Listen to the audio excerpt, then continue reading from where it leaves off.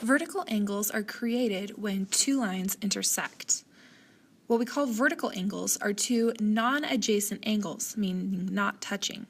Those two vertical angles are always congruent, which means if one equals 50 degrees, the other would also equal 50 degrees. They will always be equal in degree measurement.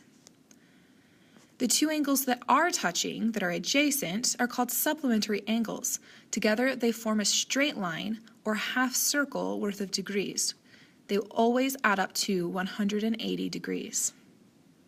So the two angles that are not touching are congruent and are called vertical angles, and the two angles that are touching are supplementary angles and add up to 180 degrees. Let's see an example of how we would use this.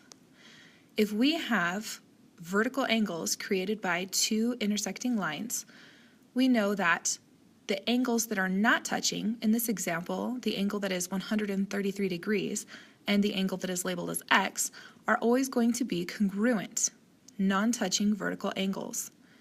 This means that the measure of angle x is the same as the other, 133 degrees.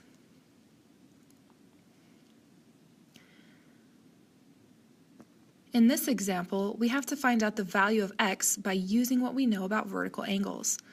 Since these two angles, one labeled x plus 16 degrees and the other labeled 4x minus 5 degrees, are not touching, that means they're vertical angles and are congruent. That means that the degrees are equal, so x plus 16 has to equal 4x minus 5. We can solve this equation in order to find out the value of x to make sure these two angles are congruent, as they should be. We'll start by subtracting x from both sides, and we get 16 equals 3x minus 5.